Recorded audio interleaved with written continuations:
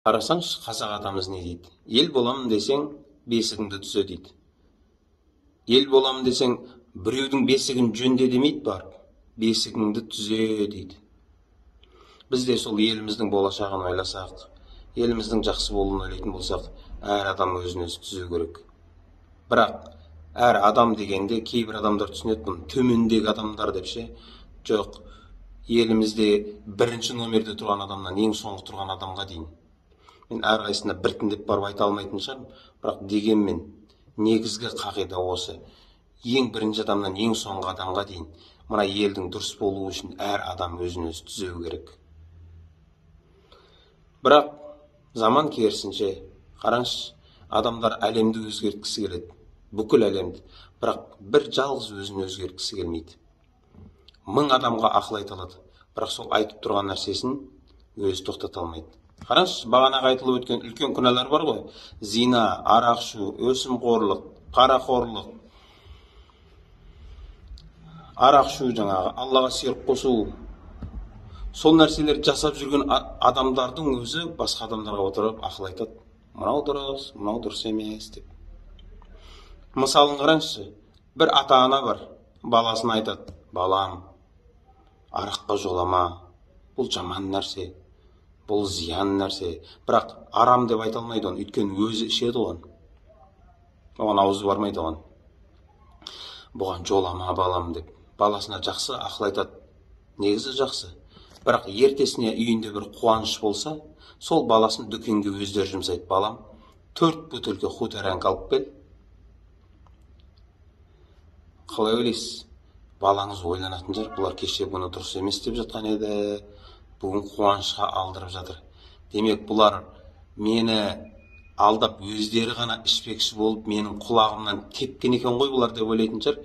Бұл жерде ата-ана ақымақ болып тұр ма, жоқ, бала ақымақ болып тұр ма? Ақыл сыя ма осы нәрсеге?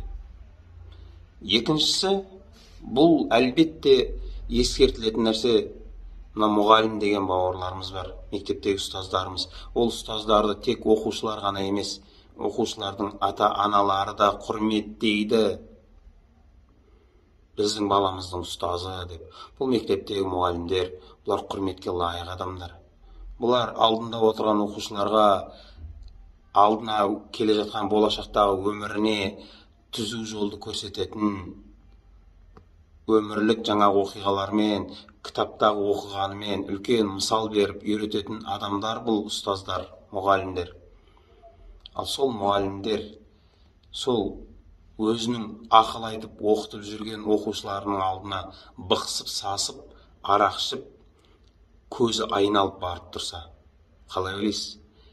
Сонша отқан оқушы сенің алдыңда 45 минут өмірін өткізгеннен гөр алаңға барып доп тепкені пайдалырақ емес пе? Сенің сасық есіңді ескеп отырғанынан гөр ол алаңға барып доп тепсе, оның денсаулығына қайта пайдалырақ болар еді ғой. Осы мектепте жаңағы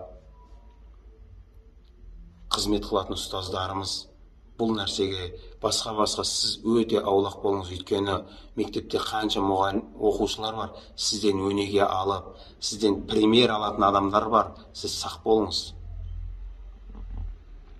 Тағы бір мысал айтайын.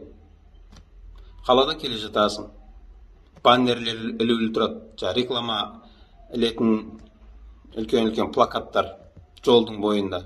Сол жерде 2 қолға шынжыр тағылған, жанында ақшаның суреті қойылған: жемқорлық тоқтасын, парақорлық тоқтасын деп жазып қояды. Енді сұрақ пайда болады: бұл сөздер кімге арналған? Бұл сөздер ауылда кезекпен қой бағып жүрген қойшыларға арналған ба? Жоқ, әлде анау қара мал бағып жүрген, күзде айлығын 1 рет алатын мал бағатын падашыға арналған ба бұл сөз? Әлде күзде диқан жинап алып сатып ақшасын алатын егіншіге, диқанға арналған ба бұл сөз? Не болмаса қара жұмыспен, маңдай терімен стройка істеп ақша тауып жүрген құрылысшыларға арналған ба бұл сөз? Кімге арналған?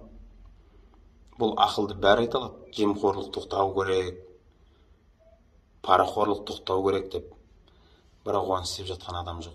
Біздің елімізде бұл жемқорлық, парақорлық, өсімқорлық әрбір бөлімде бар. Бұл амалдар сол ақша, үлкен ақша айналып жатқан жерлерде бұл нәрселер. Бұл жемқорлық, парақорлық, өсімқорлық деген. Сол үшін біз ешкімді қолынан барып ұстап алған жоқпыз. Біз жалпы 18 миллион халық бауырларымызға айтып жатырмыз. Әрқайсыңызға ескерту, Құдайдан қорқ, халықтың ақшасын жеген адам ертең ішіңе Алла Тағала от салады. Халықтың ақшасын сен өтеп бермейінше жәннатқа кірмейсің. Мүмкін жәннат тозаққа сенбейтін шығарсың. Алла Тағала мынау дүниенің өзінде бала шағаңмен саған сынақ беріп қояды. Бала шаған көрсетеді. Харам жеп өскен бала шаға ол бір жерің тесіп шығады ол. Ана харам бала шағаның бір жерің тесіп шығады ол. Көрсетеді оны. Зина істеп жатқан адамдарда басқа адамдарға ақыл айтып отқанын көресің. Ойлайсың, Алланың құдіреті біздің бәрімізге жұққан ауру осы екен ғой. Тек адамдар дұрысталса екен деп ойлаймыз. Бірақ мен дұрысталсам екен деп ешкім армандап жүрген жоқ. Артық айтқан болсақ кешірім сұраймыз. Біздіңкі енді бір еске салу, бауырлар, елімізде осы айтып өткен мынау зинақорлық, парақорлық, өсімқорлық, араққорлық, Аллаға серік қосу, мына Құдайды жоққа шығаруға әрекет жасау, мына көгілдір мына адам еместер келді. Бұлардың бәрі біздің елде тұрған кезінде шынында да қиын бізге.